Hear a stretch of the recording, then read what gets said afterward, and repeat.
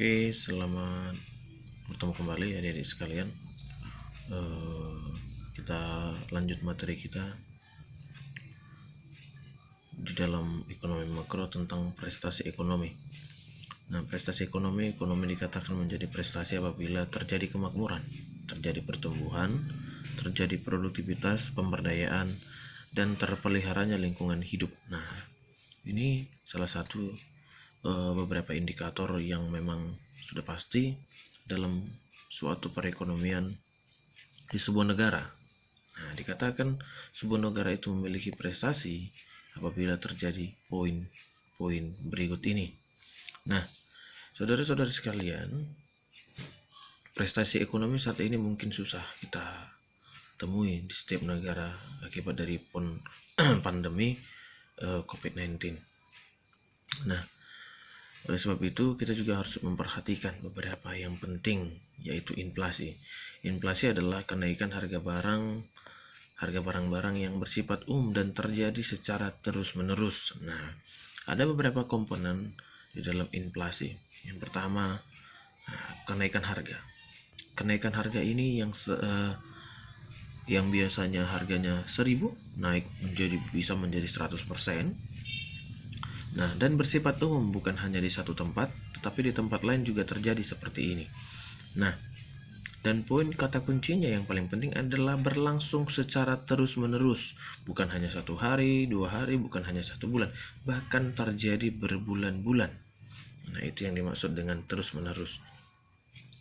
Nah, ada jenis-jenis inflasi, adik-adik sekalian. Pertama, inflasi tarikan. Nah, tarikan permintaan, demandful inflation. Inflasi ini disebut juga inflasi sisi permintaan, adalah inflasi yang terjadi akibat dari kenaikan permintaan agregat. Kita sudah tahu bahwa permintaan agregat ini adalah permintaan secara menyeluruh, bukan hanya di satu wilayah, tetapi di seluruh hampir wilayah sebuah negara. Barang menjadi kurang dikarenakan pemampatan sumber-sumber daya telah mencapai tingkat maksimum atau karena produksi tidak dapat ditingkatkan secepatnya untuk mengimbangi permintaan yang semakin besar. Nah, ini pernah terjadi ketika harga BBM terjadi kenaikan. Nah, di mana-mana semua orang sudah melakukan permintaan tetapi barang tidak ada. Nah, ini dikatakan dengan inflasi tarikan permintaan. Nah, ini dia saudara-saudara sekalian. Yang kedua adalah inflasi dorongan biaya, cost push inflation. Nah, inflasi ini disebut juga inflasi sisi penawaran, inflasi karena dorongan goncangan penawaran. Nah, inflasi yang terjadi sebagai akibat adanya kenaikan biaya produksi yang menyebabkan perusahaan mengurangi supply barang dan jasa mereka ke pasar. Nah, berdasarkan asalnya ada inflasi dalam negeri, domestic inflation, ada juga inflasi luar negeri, imported inflation. Nah, inflasi yang terjadi, kalau dikatakan inflasi dalam negeri, inflasi yang terjadi di dalam negeri umumnya disebabkan karena defisit anggaran, belanja biaya yang dibiayai oleh pencetakan uang baru, kenaikan upah, gagal panen. Nah, dalam pandemi COVID-19 ini, inflasi dalam negeri ini bisa terjadi dan inflasi luar negeri bisa juga terjadi. Inflasi yang disebabkan karena naiknya harga-harga barang impor yang terjadi karena kenaikan tarif impor barang atau karena tingginya biaya produksi di luar negeri. Nah, berdasarkan tingkat tingginya inflasi, ada inflasi ringan di bawah 10% per tahun, inflasi sedang, inflasi berat, dan hyperinflasi. Nah, Indonesia pernah mengalami hyperinflasi, ya, itu ketika terjadi kenaikan di tahun 97 hingga 98 ketika Indonesia mengalami krisis moneter. Nah, Indonesia mengalami financial distress. Nah, cara menghitung inflasi. Nah, untuk dapat menghitung tingkat inflasi terlebih dahulu harus diketahui indeks harga konsumen. Nah, IHK adalah ukuran perubahan harga dari kelompok barang dan jasa yang paling banyak dikonsumsi oleh rumah tangga dalam jangka waktu tertentu. Nah, cara menghitungnya, harga sekarang dibagi dengan harga pada tahun dasar pada tahun sebelumnya dikali 100%. Selanjutnya, Rumus untuk menghitung laju inflasi adalah laju inflasi indeks harga indeks harga konsumen periode N dikurang dengan IHK tahun sebelumnya. Itu dia. Saudara-saudari sekalian, kita lihat tabel indeks harga konsumen di Indonesia pada tahun 94 94 sampai 98. Kita bisa satu sama lain melihatnya. Cara menghitung sudah tadi nih ya. IHK 95 adalah 177,83.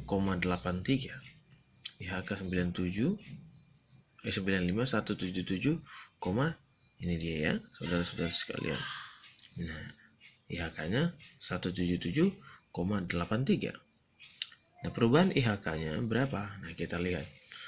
Angka perubahan IHK-nya adalah 8,98%.